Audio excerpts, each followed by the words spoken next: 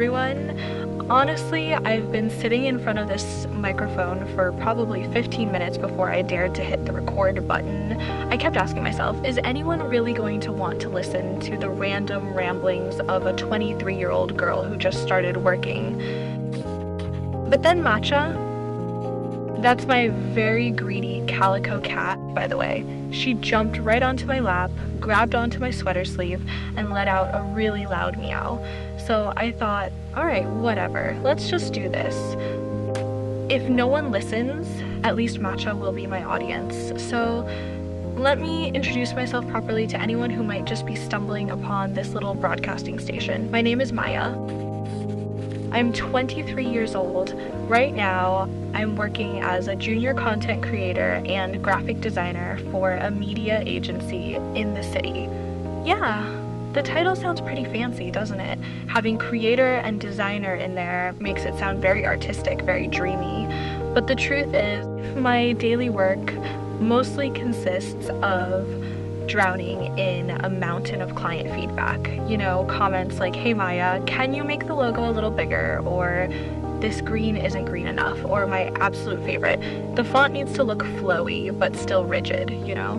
There are times when I've revised a design file for the 15th time, saved it as final, done no more edits, and I really just want to slam my MacBook shut and run away.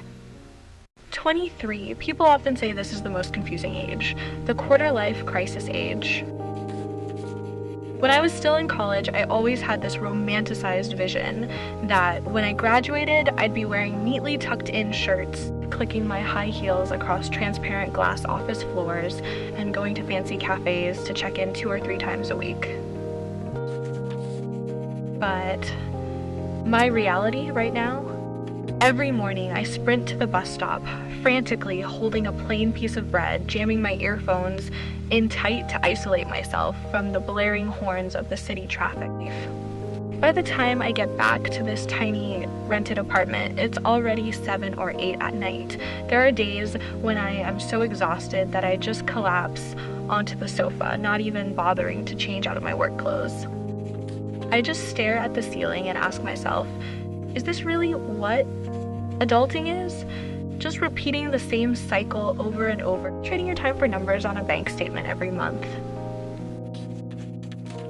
Just yesterday, I went through a minor meltdown, or I guess you could call it an overthinking spiral. I went on social media and saw my peers absolutely thriving. One friend was posting check-in photos from a Europe trip, another just bought a car, and someone else is the founder of some new startup. Suddenly, I felt like an absolute failure. I felt like a slow-moving snail trying to crawl my way through a field of rabbits, dashing towards the finish line. That fear of being left behind, the FOMO, it's really terrifying, you guys. It made the instant noodles I was eating taste completely bland, and it suddenly made the space in my tiny apartment feel suffocating. But then, after crying my eyes out for a good 10 minutes, I got up and made myself a hot matcha latte. I went out to the balcony and looked down at the traffic, which was still rushing by even though it was 11 at night.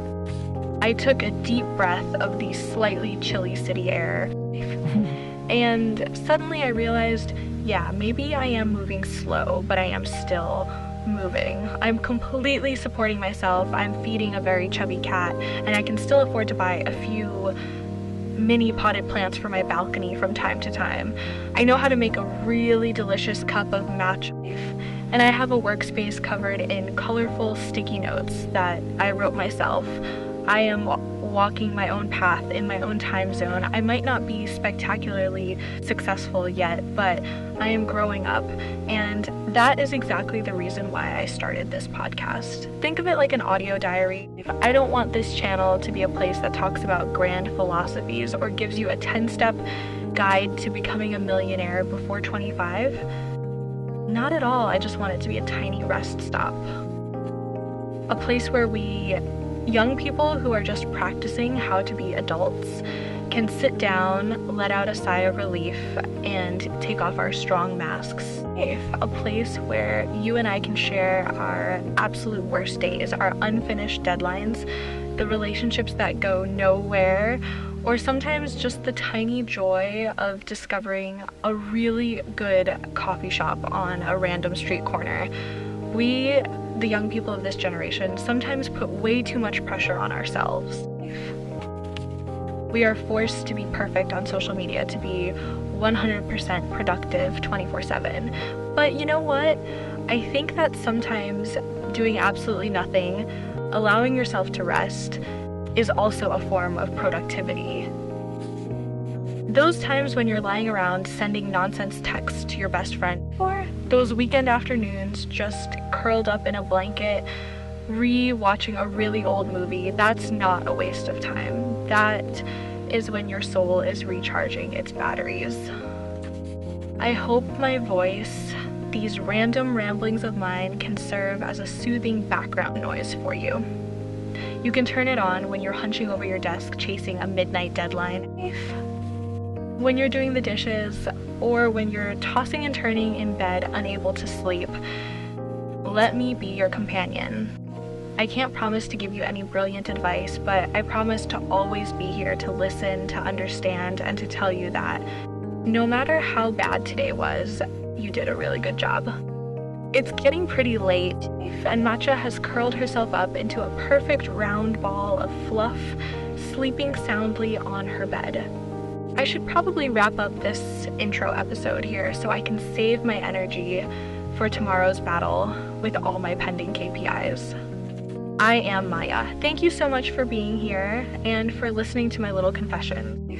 Don't forget to treat yourself to a warm glass of water, and please try to go to bed early, okay? Everything is going to be all right. I truly believe that. I wish you a very peaceful night. I'll see you in tomorrow's diary entry. Goodbye.